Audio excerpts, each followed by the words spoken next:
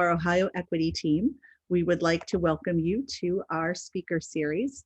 The theme of our series is relating equity to environmental justice and climate resiliency. The Ohio Equity team is a committee of the Ohio Energy Table with support from the REAMP network. Our goal is to encourage Black, Indigenous, and people of color to become more engaged in environmental issues and advocacy at the state level. This is our fourth event in the speaker series, and we're so pleased to have with us today Ohio State Representative Paula Hicks Hudson, who will be introduced by our Equity Team Committee member, Alicia Smith. Alicia? Thank you, Tracy. It is such a pleasure to have this amazing woman with us today. She not only is our Ohio State Representative, but for District 44, she is also the former amazing mayor of Toledo, Ohio, the first woman of color to hold that position. And not only is she the first woman of color to hold the position of mayor in Toledo, she's also our former city council rep of District 4, who took the time to walk the streets with many of our young people. And she sat with them and listened to the parents, listened to the elders, listened to me, even in my young days, and hit me across the head a couple of times and said, if it's not about the community, then it is not about anything. And with that being said, she didn't just speak it, she was it. Not a public politician, but a public servant. She ensured that our young people had urban ag so that they could have food in the midst of a food desert. She ensured that we had, way before the lead and copper and the lead service line was a popular conversation, she started to have those conversations. So with no further ado, it is my pleasure to introduce a woman who I admire greatly, our representative, Paula Hicks Hudson. I'm going to say, first of all, I am just a person who believes that we have to make this world a better place each and every day. And what that requires of all of us is to look around and be aware of what's happening and what we can do on a micro level as well as on a macro level to make our environment better. Alicia knows that one of my mottos is brighten the corner where you are, lighten the corner where you are, put light in the place of darkness, and then all can grow. And that's been pretty much what I have learned since being a young person to being as my one friend says, a seasoned person. I'm very happy to be here, and I want to thank you so very much for this invitation. And I always want to thank Alicia, because as she talks about what her relationship that I have with her is equally what she has with me, and how she has been able to help me sometimes when I get off course to be that rudder to give me the direction that I need as well. You want to talk about equity and environmental justice. I think we have to go back to the years and years of inequity in this country, and then for us in Toledo, the inequity in our city, in our community, where African Americans and Indigenous people and people of color were brought to this country and have continued to be used by this country for exploitation, for the building of this economic system we call America. And I call it an economic system. The political part of it is an arm of the economic system, but this system is really designed to keep those in power in power. I'm going to take a side note to say that I'm here in Salt Lake City as part of a redistricting conference. And I just left a session talking about the census data. And a lot of this is, this data is going to be used for redistricting, but this data is also used for allocation of federal dollars to our communities. So when our communities of color are undercounted or the numbers they don't match up, we continue to lose on receiving the benefits of our tax dollars that are sent either in Ohio to Columbus, or sent from Ohio, from our cities and our pocketbooks to the federal government. And we have to be prepared that while we talk about environmental injustice or justice, that you don't forget that additional layer of what I talked about with government and how it is set up. And it is designed, unfortunately, if we are not vigilant and if we're not ready to expand outside of our focus areas, to look at these other areas. But okay, I had to give you my platform and soapbox story right there and then. But I want to come and talk to you more about my journey in public office on the elected side. And Alicia talked about becoming a district council member, which is probably one of the most personal forms of government and representation that you can have, because you can't go to the grocery store, you can't go get your hair done or anything like that without running into people who live in your district and who have concerns about your district. Early on in Toledo, the main concern when I was in local government was with the water and whether or not we could have clean, safe drinking water due to the water 3-day do not drink advisory. I don't call it a crisis because if we know about Flint, Michigan, that is a crisis that continues to go on and on and on. And that is a crisis. That is a crisis where children have been lead poisoned. We can't say it any other way, lead poisoned. And when I was in city council, I began the work to look at ways to remove lead, not only out of the water lines. The city of Toledo has a process by which they can prevent or reduce the amount of lead exposure in the water, but we still have issues about lead service lines, and how do we address those from not the public side, but from the private side for homeowners. And many of the homeowners in distressed neighborhoods can't afford that additional dollars. There is some good news at the federal level and hopefully at the state level where there will be monies available to help those homeowners, either with I hate to say no interest loans, but possibly with grants. And we're still working on that. There was a legislation put in the budget that was to look at this and to try to move it forward. But in Toledo, we were at the beginning of this lead fight. But unfortunately, we have not gone as far as I think we need to go, because we're looking at lead not only in service lines, but also in the dust and and looking at ways to remove lead in our housing. Because if a person is not safe in their home, how can we do all these other things? And we all know that the problems and the effects of lead poisoning can lead to challenges in the education system and definitely challenges in our criminal justice system. And to me, one of the easiest things that we can do is provide the resources to help, not to punish, but to help homeowners, renters, whomever, to remove this lead dust, whatever it is, that can continue to affect and poison our babies as well as adults. So we can't get away from those issues. I'm jumping around a little bit because I can talk forever about this disparity that we see in terms of environmental justice. We talked about the water. We should also talk about the air. We need to look at ways to remove our incidences of air pollution. There have been a lot of movement and positive movement since the Clean Air Act was initiated.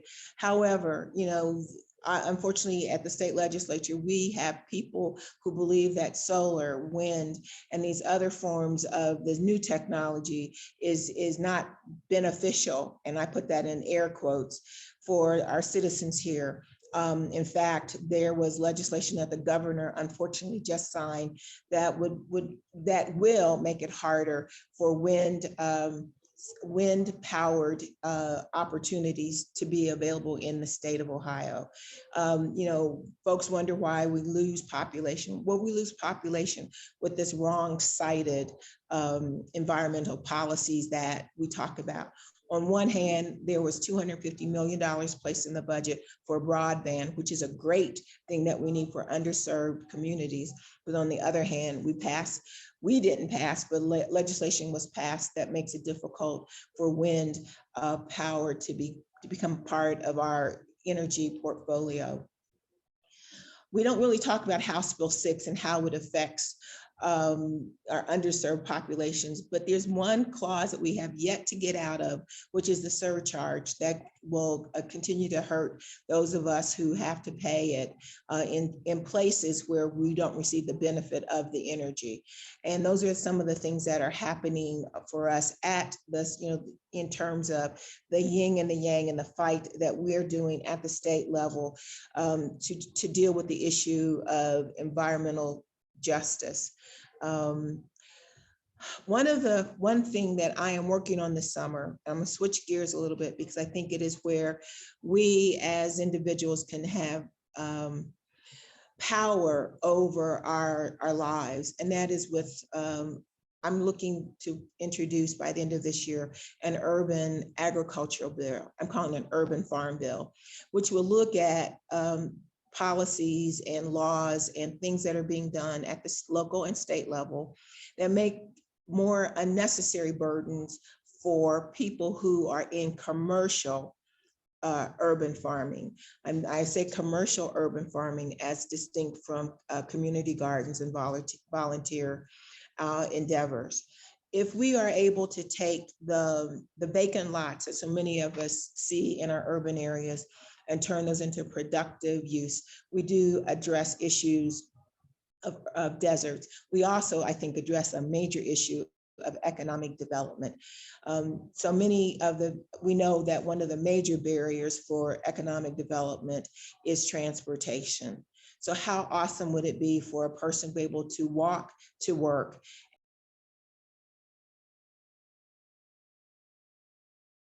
We can have, food being grown, whether it is for a restaurant or maybe for some type of industrial use. I believe that that's something that we can do, and I'm looking forward to introducing that legislation, as I said, by the end of the year. One of the things about legislation and the legislative process, it takes time. And one of my frustrations as being a mayor is that as a mayor, you just said, let's make this happen. And you had an army of staff and folks to do that. In the legislature, you have to be nice to people that you may not want to be nice to in order to get your legislation through. Then you have to be nice to other people in the other house, which is the Senate. And then of course, be nice to the governor to get him to sign it. But this is something that has been placed on my heart as a means and a mechanism by which we, as those people that have been displaced and disadvantaged, can take advantage of some things and continue to hold our destiny in our own hands. I've talked about water a little bit. I've talked about air quality, and I've talked about urban ag. The last thing I want to talk about is for all of you, and I know you're all activists, but I need your help for us to keep these messages alive about the disparity that's going on in our communities. You already come to the State House, but I need your help to get others in your circles and others outside of our circles to understand that democracy is a participatory sport, that you just can't vote for elected officials and then sit home. I know I'm preaching to the choir, but I just want to end, this little bit of my conversation before you ask me questions with this challenge to all of us. I say it to myself as well, that we need to empower everyone, not just those who have a burning desire, but really to tell others that they have the power themselves, that that government was built really truly by and for the people. And while so many of us think that those are just sayings, it's really true that if you and others are engaged and not listening to the stuff that's on TV and letting the talking heads talk for you, they are we must look at ways to make our own truths. And so I urge you to help me educate folks that we, in the grocery store, like I said, at the beauty shop, letting them know that they have every much the ability to shape and form government. If our vote was not important, I'll leave you with this. If our vote was not important, there would not be all of this work to for redistricting to make the different units in such a way that those in power can keep power. If our voices and our vote were not important, there would not be House Bill 294, which is stuck right now in government oversight in the House. And I'm fearful that when we come back in session in September, that they're going to do whatever they can to move it out of the House into the Senate to the governor's desk. And I know he will sign it. And what that does, it's going to make it harder for us to be able to vote to change government. And those that are in power, those that are continuing to make these crazy decisions will continue to do that, and even worse. So with that, I hope that I've at least set the table for questions and discussion. Thank you so much, Representative Hicks Hudson. That was really, really fantastic. And we feel so lucky to have you here with us today. And also thanks for taking time out of the busy conference it sounds like you're in. So yeah, I just wanted to encourage all of our participants to pop questions in the chat if you have them for the representative. And we'll kind of kick off with a couple of questions we've been brainstorming on over here. I'll wait for folks to come up with some of their own. But we recently saw Toledo was ranked #1 most sustainable metro area by a magazine. And I know you've been involved in different areas of politics in Toledo over the years. So I was just curious if you could tell us a little bit about some of those initiatives that you've been involved in over the years and why you think Toledo's so dedicated to this. Well, I think we are, because we're in a different kind of area with the Do Not Drink advisory in 2015. That, I think, did a major eye-opening for those of us in Lucas County. When I was in the mayor's office, worked very hard and strong with the county on a collaboration for a green initiative. And that green initiative was to deal with the safe drinking water. A second one, also with the Port Authority, was it's called Better Build, but to really, whenever there's an opportunity to retrofit buildings with solar and make them more energy efficient. I think also that there is such a hunger and a thirst in our community for taking care of the lake, and then also working collaboratively with, as I said, the Port Authority, the county, as well as the city government to do that. And then lastly, and also most importantly, within the Department of Public Utilities, where we're dealing with issues of water and well as sanitary sewer, and just stormwater issues. We had, when I was there, the team that was combined was really working very hard, one, to complete the US EPA consent decree. And then secondly, for me, it was very important that our community be a safe environment, and safety is all those fundamental things that people need, not only just safe from crime and things like that, but safe from those silent hidden poisons that can make it hard for people to live. And I think that's what it is. And I do think that combination of, the public sector, the private sector, and the nonprofit sector has helped us to get to that point, to get to this point. And my goal and hope is that we will continue to move forward with it. Thank you. That's so exciting. I know we've seen a lot of leadership from cities across the state recently on moving forward on climate goals and efficiency. So that's really, really exciting. We've got a question in the chat from Donnie Murray. He said, as you mentioned, Representative, you're speaking to the choir on this call. What tools and techniques do you use to successfully connect and communicate with those who normally wouldn't think about these types of issues? Oh my goodness. You would be surprised. Am I coming to Toledo? I have to go back because I don't even know if Alicia remembers this or not, but I'm a lawyer by training, but part of my training was in community organizing.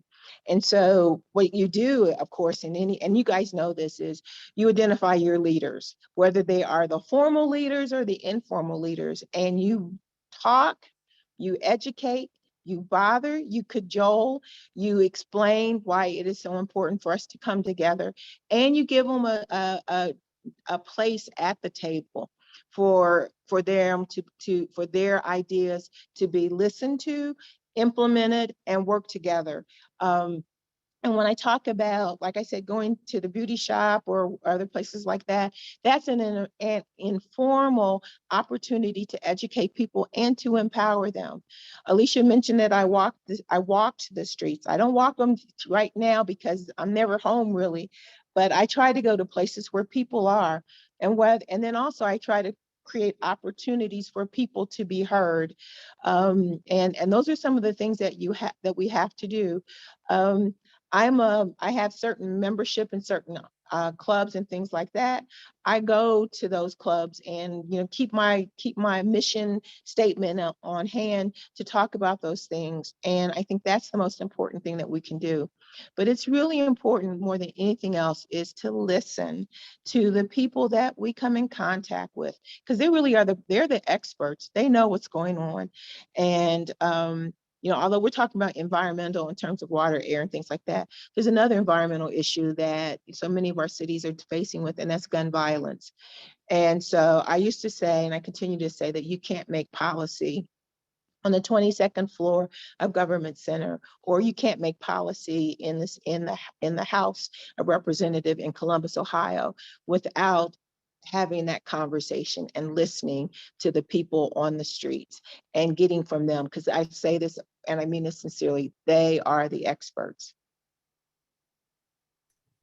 Thank you. I know you talked a lot today and encouraged people to put more questions in the chat, but I've got plenty of questions, Representative. So you talked a lot today about the need to really tackle these environmental justice issues, and also just simultaneously encouraging folks to really get involved to advocate for themselves. So I was just curious what your thoughts are on how we advocate for a comprehensive, equitable energy policy that really helps all Ohioans.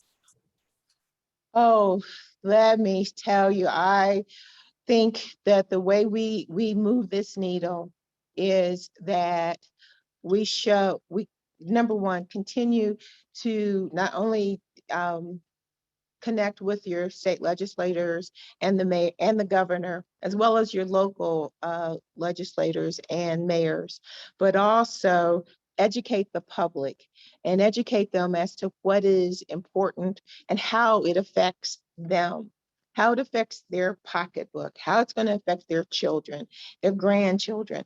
And I think when we make it personal, when we tell that story personal, that will help heighten the awareness.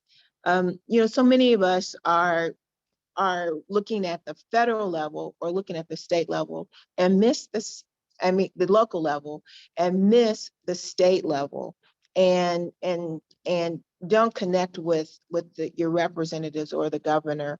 And I think it's so crucial to work to tell those stories. How do you do it?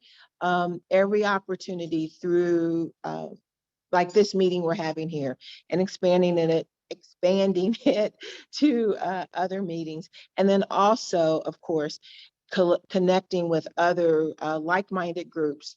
They may not have environmental in their name. They may not be food or water or but they are agriculture. In fact, I'm going to be working with a group to come to Northwest Ohio to talk about ways that H2 Ohio can be implemented, and really have farmers talk to urban folks and urban folks talk to farmers, and get the media out of the middle so that there's not that slant about, oh, there has to be a controversy.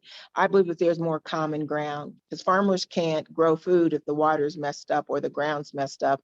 We can't eat their food that they grow if they're messed up. So it's like we have to move from this oppositional position to more of collaboration, and that comes about by talking to one another. I don't know if that answers your question or not, but I tried. No, I think so. And actually, it kind of goes straight into the next question we've got. H2 Ohio has been a really great success story, and really bipartisan. There's been such great cooperation and collaboration, I think, across different groups. But that takes us to the next question that came up, which was, you talked a little bit about Senate Bill 52 that was just passed. Everybody knows the saga of House Bill 6. But just in your opinion, why do you think so many members of our current General Assembly are just hostile toward clean energy development? I think they've drunk the Kool-Aid. And I also think that and I want to say by drunk the Kool-Aid, I believe that they're not as aware of the opportunities. There are some members of the majority caucus that are, and they're pushing hard to get some things done.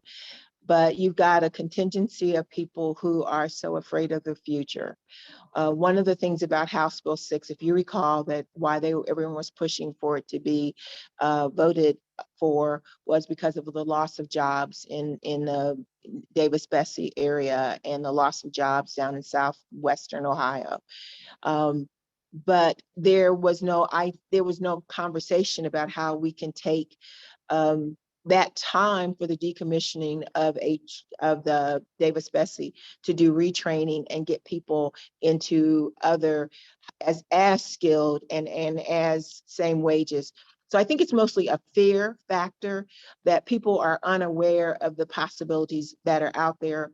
And the other thing that I think is a reality is, our terms are short, and they don't really help us be able to move and push forward and educate people so that they have enough time to understand these complex issues. I think it's really more of not understanding that these complex issues can really, if we look at them and think of new ways and be visionary into the future of how things can work. I think that, to me, is one of the biggest stumbling blocks that I see. I mean, many of my colleagues are fearful of the future. Thank you. I've got a couple more questions coming in. And this kind of goes to some of the frustration. I think you've talked a little bit about different pieces of legislation, but we've got a question from Molly asking if you could change one thing about the Ohio State House process for passing legislation, what would it be? Or two, if we got two. I would be able to wave my magic wand and it would make it so. I think the main issue is to really to reduce the number of lobbyists and have more opportunities for your elected officials to be educated. Lobbyists have their role, so I don't want to get anyone to think that I'm anti-lobbyist, because many of them are experts in the area that they talk about. But I think our challenge is to be able to take the information that we're given to, again, go back to our local communities. And then also we need to look, I think it's a dual vision we have to have. What is good for District 44, of course, but also what is also good for the state of Ohio. When I look at legislation and when I vote, I try to look at it with those lenses. Is it good for my district? And also, is it good for the state of Ohio?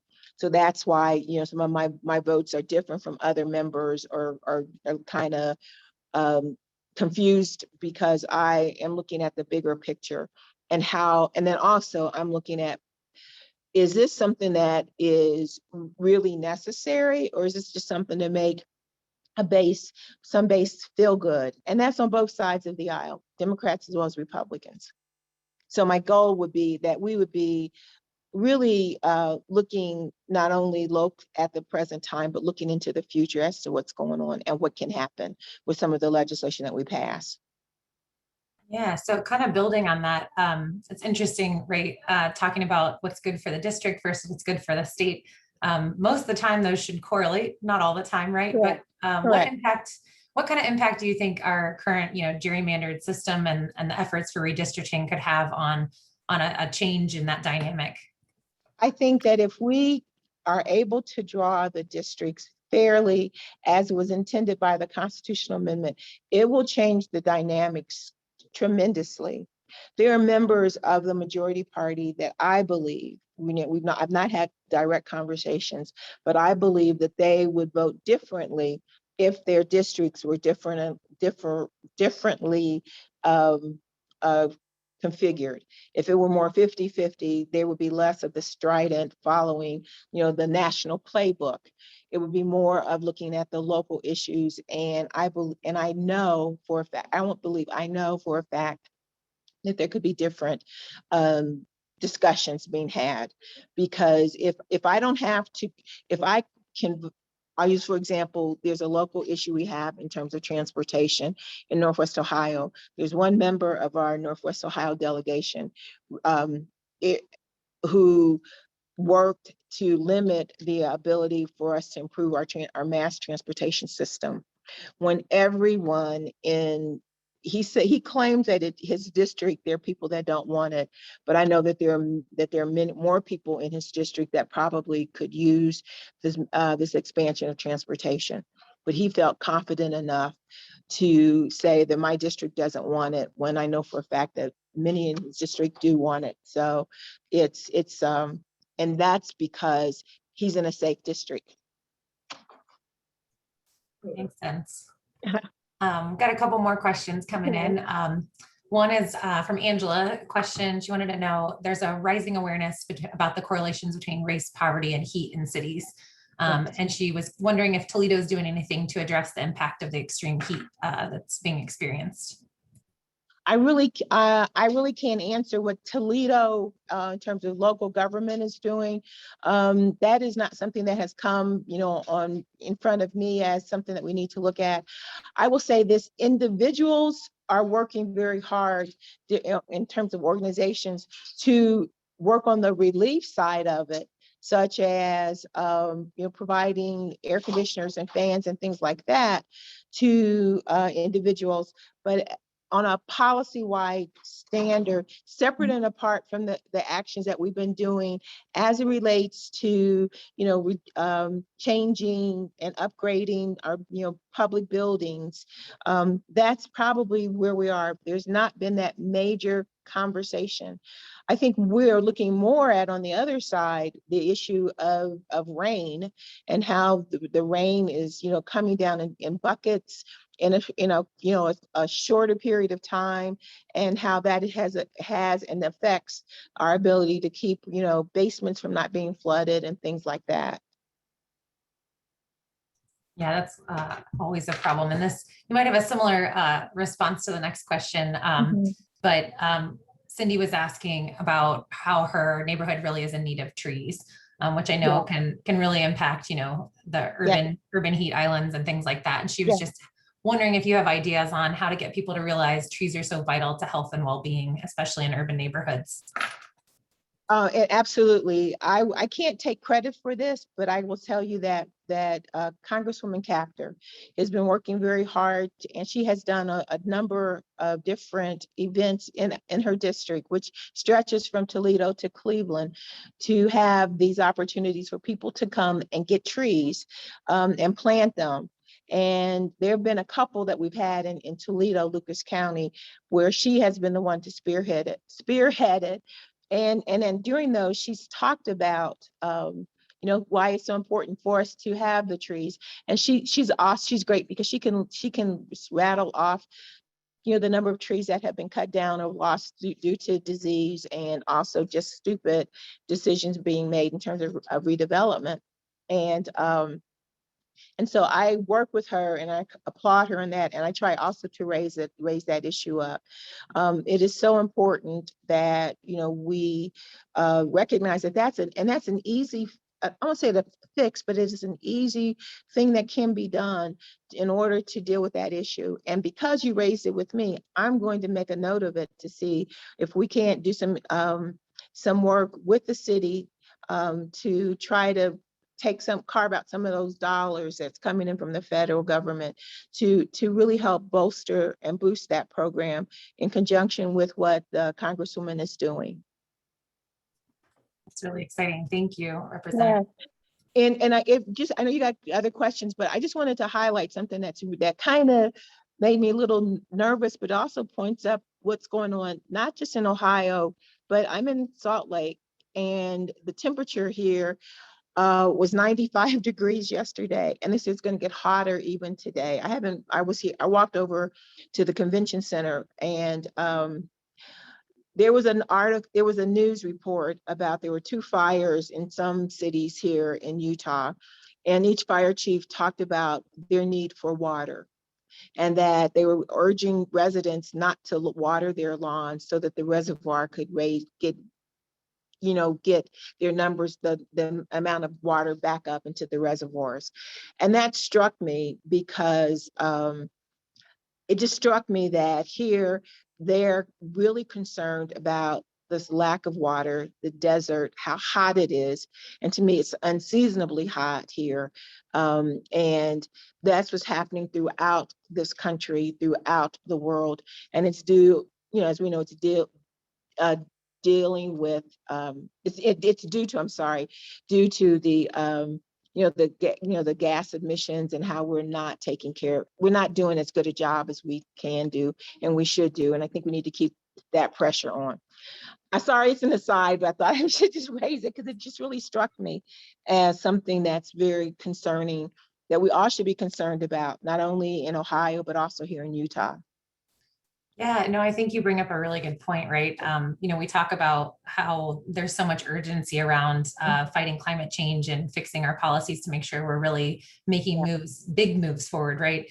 And I sometimes think that it's tough for folks to see in Ohio because we are lucky, right? We are in a pretty good place right now still, but it's, the wildfires happening out in the West, the extreme heat that's happening in urban centers. This is all a result of climate change and really impacting folks in ways that they're not really recognizing or connected yet to some degree. But I think, when we talk about these issues, the younger generation, the kids that are in high school and in college right now, they see what's happening. They recognize, what's really going to happen to them as they continue to, get older. And so they're recognizing this very clearly. So what kind of advice would you give to young folks that are really interested in this and want to get involved in environmental justice issues? I think the first thing is that you can, and it's something, and you don't need the permission of us old folks or seasoned people. I'm supposed to say seasoned, not old, for seasoned people to give you permission. I'm learning so much from my colleagues at the state capitol about how we have to continue to use everything that we can to raise these issues. How do you get involved? You just walk in and you walk in. Don't even walk in, begin to have these conversations and then connect with others in the community. And if they don't exist in the community, start it. But there are so many opportunities for young people to get involved.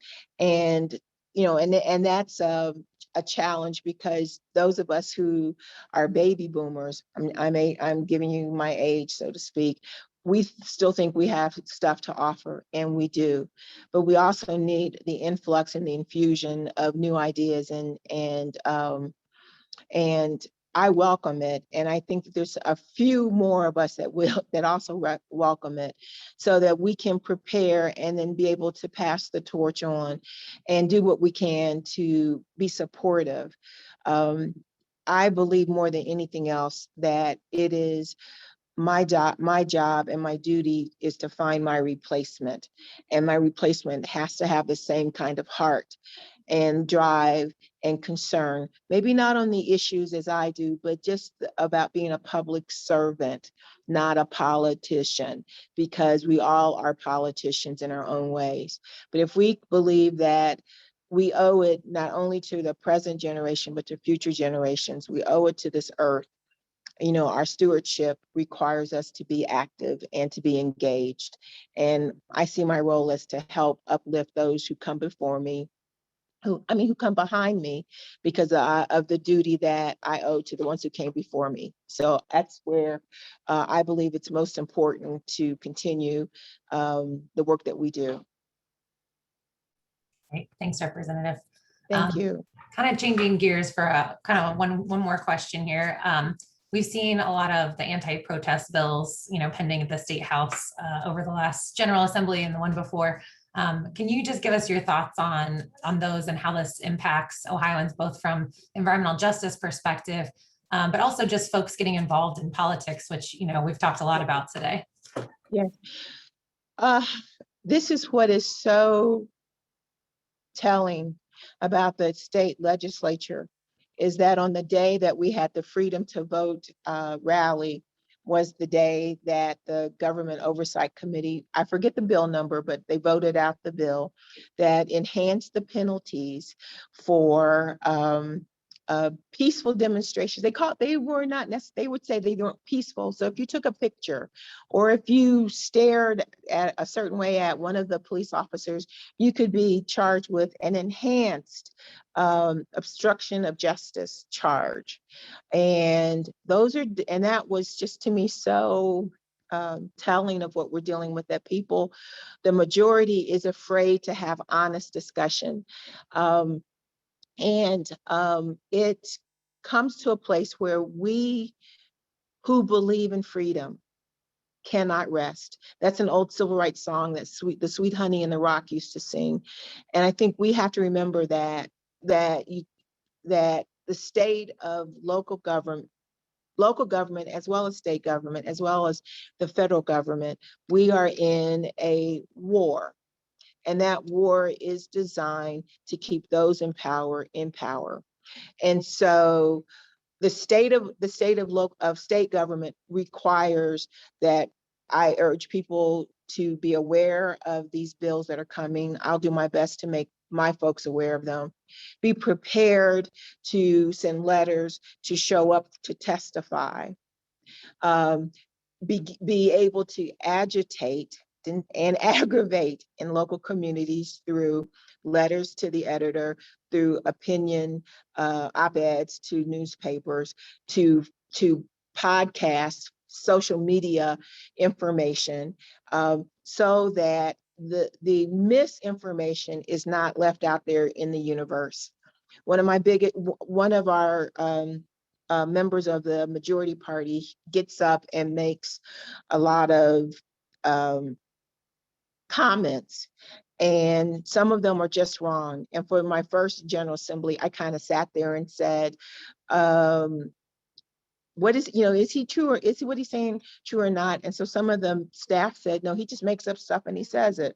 So I have started to, on those things that I think are so egregious that I can't believe the universe can allow for that stuff to be out there unchecked or unchallenged. So I get up whether or not, I'm scheduled to speak, and I'll just say something, just because I cannot allow those things to happen.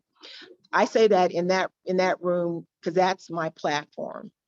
Those of you who are in the streets and around us need to also say that in your platform. And that can be whatever thing that is, at whatever place and time that you think it's appropriate to do. We cannot, and I will not allow things to go without challenge, because it is just unreal. And that whole basis of this type of legislation, it just reeks of hypocrisy, because this country was founded on, Boston Tea Party, where those folks dumped the tea in the Boston Harbor. That was the first, sign of civil disobedience and protest.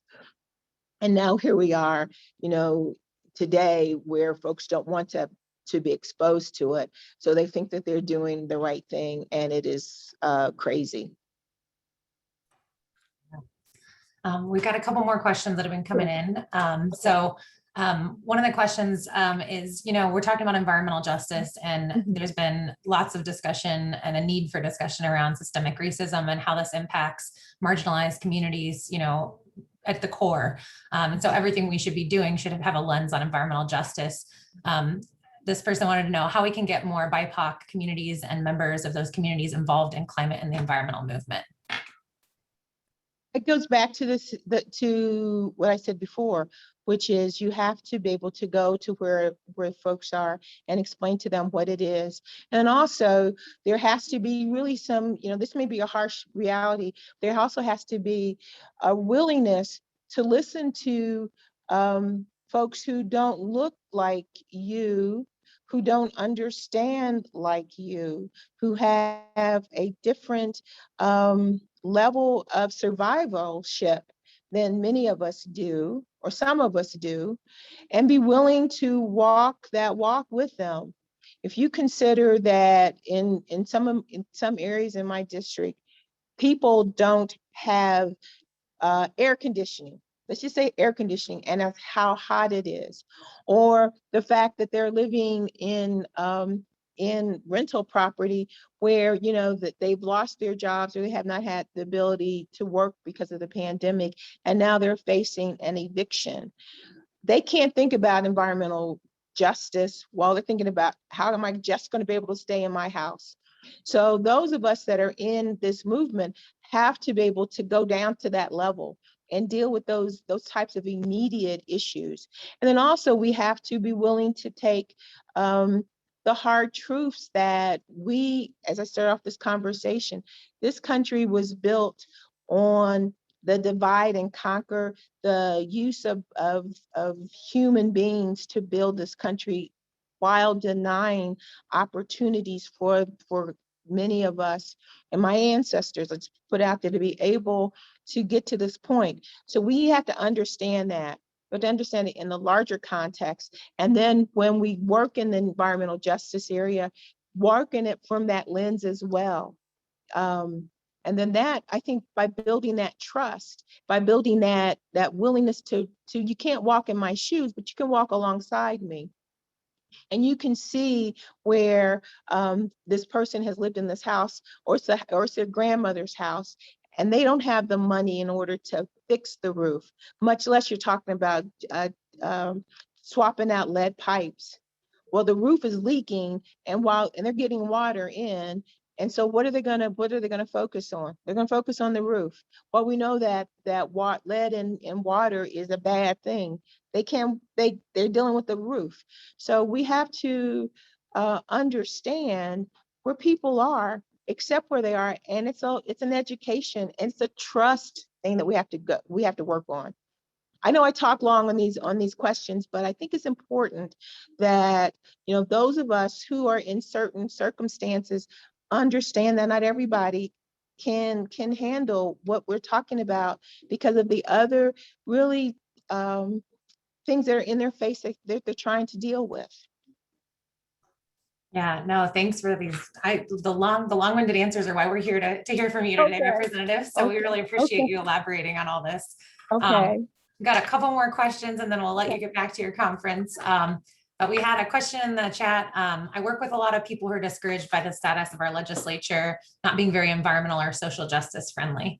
So how can we rephrase those discussions to create movement rather than just waiting around for changes in legislature or the legislation to be made? Well, one of the things that our caucus does is we have these town hall meetings where we're going to be doing them this month and in August before we go back in session, where I'm going to call it a listening tour rather than me just talking about what's happened. Show up for those and talk to us about those things. But then also because I'm not sure if our counterparts are doing that as well, but call us out. I mean, Alicia will tell you, I tell folks all the time, you have every right to call me out for things that you think that I missed or whatever. I hope you do it with compassion, but if I'm not doing what I'm supposed to do, and you have to say, you're not representing me. You need to show up. There's a group here in Toledo that every month they're at Senator Portman's office in downtown Toledo. He's never there. And I don't even know if the office has a staff person there, during regular business hours. But they show up, and every time they show up, they also make sure that they invite the media to say, we're here to talk about whatever the issue is, and he's not there. So at some point, hopefully we can do this redistricting, and that's something I want everyone to be aware of and learn about, and help us draw maps and be able to give to the legislature maps that reflect a fair district. And a fair district will give all of us a fair chance, because that means that I will have to listen to both sides and make decisions that are beneficial to both sides, as opposed to, well, I don't have to listen to you because you're not part of, you're a minority within my district and who cares. I'll tell you this story real fast. When I was in city council, I was told by another elected official not to go into a certain area of my district because they don't vote. Their numbers are low. They don't vote. I was appalled by that. And I've never, and I do say never, not gone where my district is, because I believe that as an elected official, I have to ask for your votes. Whether I can get 2,000 votes out of a place or 2 votes, I want those 2 just as much as I want the 2,000. So you as citizens, regardless of activism, you have a right to demand that. So if we don't show up, you should ask where are we? And one of the things that politicians hate, I'm talking about politicians, is to have bad press about they're afraid to show up.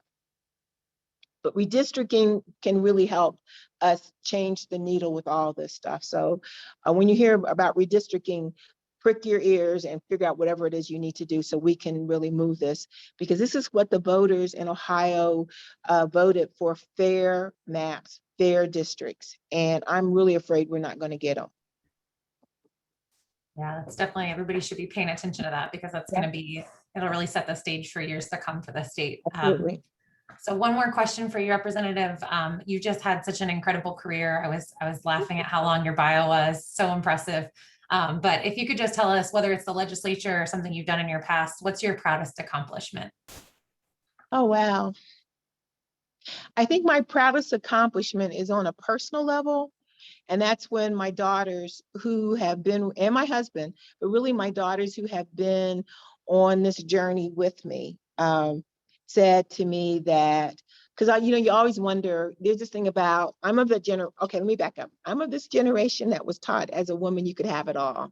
You could have a public career as well as you could, have a family and a home. But I was not able to do that without the support of my husband. So for me, my proud accomplishment is that I have 2 daughters that are not, number one, they're not crazy. And number 2, that they have a sense of community and that they understand that they are not in this world by themselves. I can look at, you can point to, I did in the mayor's office was create and really empower citizens to be able to interact with government through Engage Toledo, which was something that was so vital for folks to be able to call into and get results for their calls. They're complaining about garbage or grass or what have you, and be able to track it, because before you used to go in what I call the black hole. That's an accomplishment I think is great. I can talk about that really working to have a stronger youth component of city government, where we had young people. I would meet with them for them to help me develop policy and think about things that we could do going into the future. To me, that was an accomplishment. But I think the most lasting accomplishment is to be able to impact lives of young people, and especially women. So my two women that are now mothers, that are instilling in their children this community, I think is the largest accomplishment. And then the other thing that I think is really important is for other young women and older women to know that they too can make a difference. And that while I might have had the platform, and I have the platform of a public official, the larger platform is being able to use your power and to know that your power is powerful. Thank you, Representative. That's such a great closing remark to take us out on. So we just really appreciate you being here to share your thoughts on, redistricting, environmental justice, and how folks should and can get involved. And so I will turn it over to Achilles, who will wrap it up for our Ohio Energy team. Before you do that, before you say your last remarks, please, please, please contact my office, Rep 44 at Ohio House. Even if I'm not your representative, I need to hear from you, because as I move forward with this urban agricultural bill, if there are things that you can think of, that would help me so much. And thank you for putting it in the chat for me, Randy. Thank you, Representative. Yes, thank you, Randy, and thank you, Representative Hicks Hudson, for joining us today. It sounds like the conference you're at is also an exciting one, but we appreciate your time. And I also want to thank everybody who attended today and for sharing all of your questions. This has been such an amazing conversation. And I feel just so excited and blessed to co-chair the Ohio Equity Team and to have you be able to share all of your knowledge with us and experiences with us, Representative. And the last person I want to thank today is our very own Chad Stevens, who does all of the Zoom setup for us and all of the tech throughout our luncheons. They really couldn't be successful without Chad's behind the scenes work. So thank you, Chad, so much. And I want to invite everybody to our next luncheon, which will be on August 19th at 12:30 again. And that month's topic is going to be environmental justice in Appalachia, Ohio. And I was just taught the right way to say that word. So thank you, Tracy. So we're gonna have that will be emailed out to everyone as a reminder, probably sometime next week, so you can register.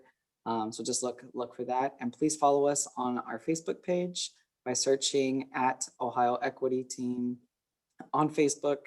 And we stream all of our luncheons there as well, and just post reminders as well.